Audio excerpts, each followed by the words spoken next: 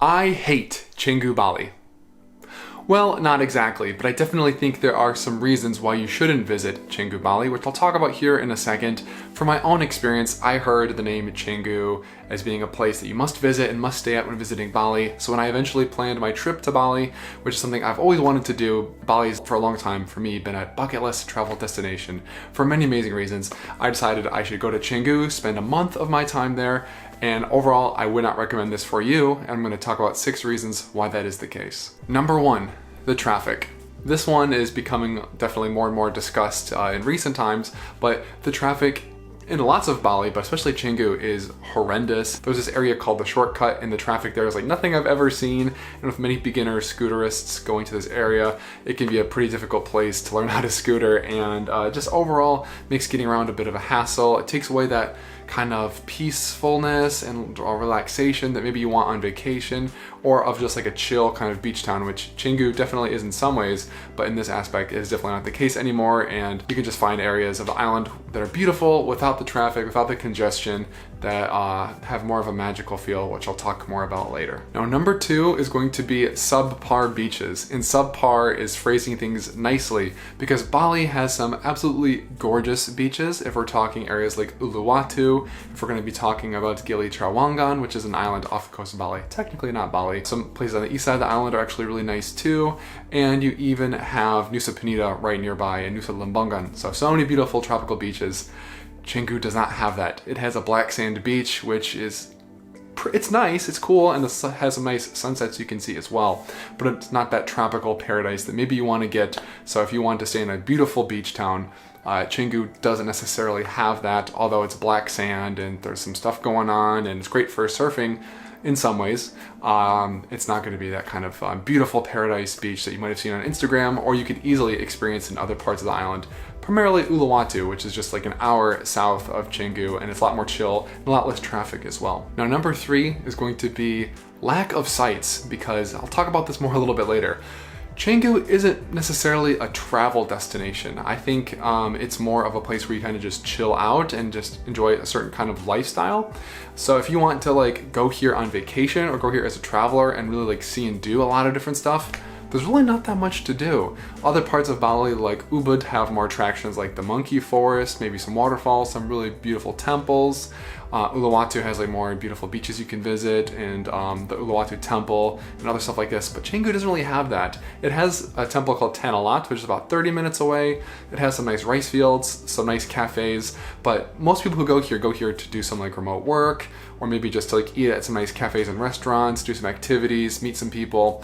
But as a traveler and a kind of like really cool destination with lots to do, I don't think there's really that much to do in Canggu, honestly. So number 4 is digital nomad hub versus traveler destination. And I already talked about this, but a lot of people really go to Canggu and stay there long term because it's a little kind of like microcosm of like just Westerners, honestly. It's not really like authentically Balinese in a lot of ways. People go here to kind of just live like more of a privileged lifestyle with nice weather in a place that's a lot more affordable. It's also a great place to meet people maybe that like want to start up a business, more free-spirited people that are a little bit more like wanting to like escape the 9-to-5 matrix kind of thing, you know?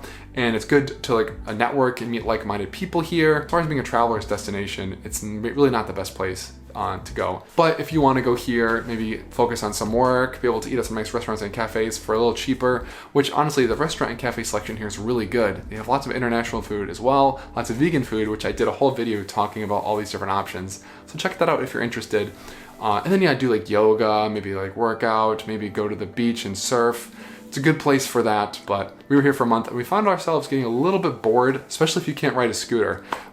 Getting around here it's doable, but it's really not built for walking around. Bali in general isn't built for walking around, but that's a different topic, I guess. So anyway, digital nomad place, really good and solid. Good to build a good lifestyle that way, but for travelers, destination, really don't need to be here for more than a few days. And number 5, this one's a little bit harsh, but I really think Canggu is more style than substance, because it has this kind of like digital nomad, beachy, kind of like boho chic vibe. Think Tulum slightly. The substance really isn't quite there, whether we're talking about like activities and things to do. A lot of the restaurants are really beautiful, but personally, I think like the international food is better significantly better in other parts of the world, which, hey, that's understandable. The local Balinese food, Indonesian food now, is delicious, but you can get that all across the island.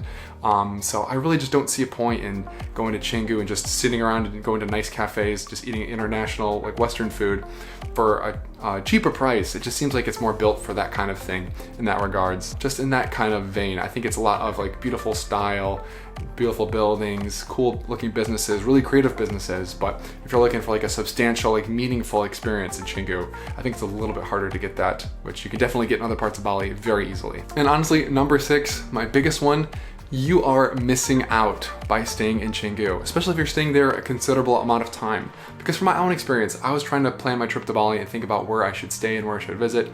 Ubud was a really popular name and place because of being like kind of the cultural capital, a little bit more in the center, good for branching out, doing lots of stuff, has beautiful rice fields and waterfalls and that sort of thing. And then Canggu, I thought, oh, this would kind of be like the beach town kind of side. We could have more of like the inland, mountainous, lush rice fields, and then Canggu, which also has rice fields, but the rice fields are beautiful, but not as beautiful as other parts of Bali, whether we're talking about Sidaman, a little bit more east, whether we're talking about the rice fields, whether we're talking about the Tegalalong rice fields just north of Ubud, and even in Ubud there are beautiful rice fields there. There's other ones all across Bali as well. So the ones in Canggu are just subpar in comparison. The beaches, I already told you this, the beaches in Canggu are not nearly as beautiful as Uluwatu or other areas in the island. And then the culture, there's some cultural sites in Canggu. Even though it's like kind of like a Western little hub, you can still see temples walking around, and a lot of Balinese places and houses have like temples built into the property, so that's really nice and cool.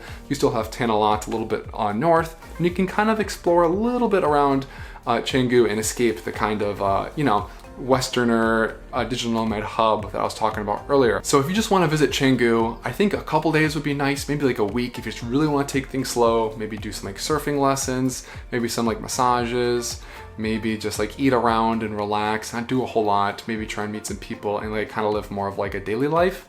Stay here, but if this is like part of a precious trip to Bali, you stay here for like half your time like I did, you are missing out on so many amazing memories and experiences. So I really recommend like spending more time in Uluwatu and then maybe a couple days in Canggu. But yeah, do not dedicate tons of your time to Canggu if you want to like travel and explore and experience the culture and beauty of Bali and really, have a life-changing experience. Canggu is not necessarily going to be the place for that. I think one analogy perfectly summarizes Canggu.